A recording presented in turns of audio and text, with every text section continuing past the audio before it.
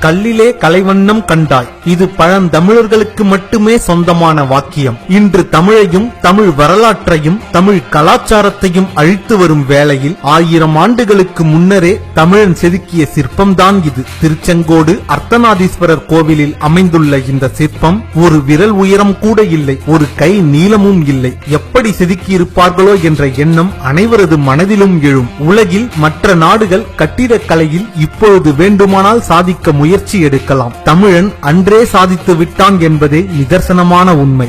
தமிழன் என்று சொல்லடா, தலை நிமிர்ந்து நில்லடா. சிற்பக்கலையின் உச்சம்தான் இந்த சிலை. உலகின் நம் முன்னோர் போன்ற கலைகளில் சிறந்தவர்கள் யாரேனும் உண்டோ?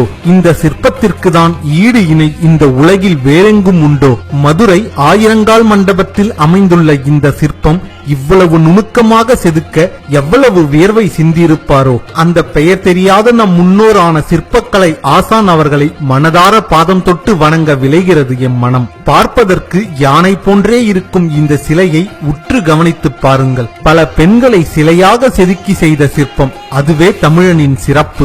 யானைகளின் தும்பி கையும் கால்களும் கனமாக இருக்க வேண்டும் என்பதற்காக மங்கைகளின் 2 கால்களும் ஆடைக்குள் ஒன்றோடு ஒன்று ஒட்டி இருக்கும் போது கிடைக்கும் கணத்தை கச்சிதமாக பொருத்தியாகிவிட்டது. தும்பிக்கையை தந்தபடி நின்று கொண்டிருக்கும் அந்த பெண் அந்த நிலையில் நிற்க முடியாது என்பதற்காக இன்னொரு பெண்ணை தாங்கியபடி நிற்கிறாள்.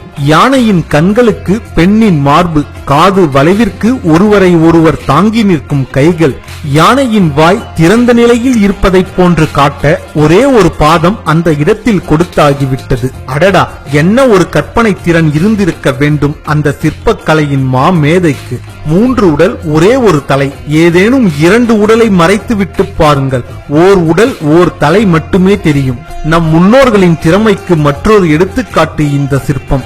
எந்த ஒரு தொழில்நுட்ப வசதியும் இல்லாத அன்றைய காலங்களில் மனித சக்தியும் கலைகள் மீது கொண்ட திறமையையும் கண்டு பிரமிப்பாக உள்ளது. உங்களால் சொல்ல முடியுமா இது காளையா அல்லது யானையா? நாட்கள் முழுவதும் கலை பற்றி தான் யோசித்துக் கொண்டிருந்திருப்பார்கள் போலும். கும்பகோணம் தாராசுரம் ஐராவதேஸ்வரர் கோயிலில் இருக்கும் இந்த சிற்பத்தை பார்க்கும் பொழுது உலக அதிசயங்கள் 7 தோற்றுதான் போகும். தமிழன் சாதித்த கட்டிடக்கலையில் இதுவும் ஒன்று. உங்கள் கையால் தொடலாம், உருட்டலாம், முழு உருளையையும் பிடிக்கலாம். ஆனால் வெளியே எடுக்க இயலாது. கோயில் என்பது வழிபாட்டிற்கான இடம் மட்டுமல்ல, அது ஒரு கலை கூடம். மற்ற எல்லா தமிழ் நகரங்களையும் போன்றே தொகுக்கப்படாத வரலாறும் எழுதப்படாத கீர்த்தியும் தான் மாமல்லபுரத்திற்கும் உண்டு என்றாலும் இங்கு வரலாறு கல்லில் வடிக்கப்பட்ட கம்பீர கலை சின்னங்களில் பிரம்மாண்டமாக வாழ்கிறது. இதுதான் மாமல்லபுரத்தின் தனிப்பெரும் பெருமை.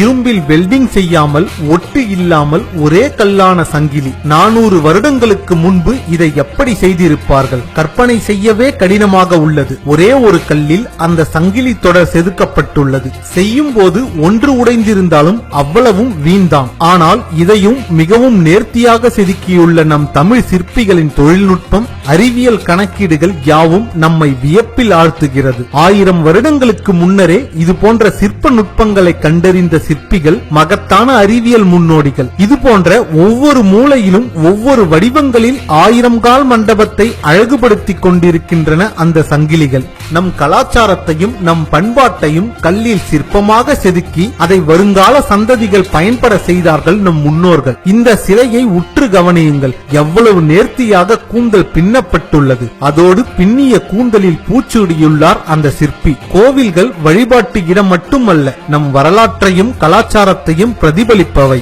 5 உடலுக்கும் பொருத்தமான ஒரே தலை. இன்று நாம் 5 டைமென்ஷன் என்று அழைக்கப்படும் 5D எனும் சிற்பத்தை 1000 வருடங்களுக்கு முன்பே தமிழர்கள் சிற்பத்தின் மூலம் நம் கண்களுக்கு காட்டியுள்ளனர். இவர்களின் கலை திறனை கண்டு எவராலும் வியக்க முடியாமல் இருக்க முடியாது.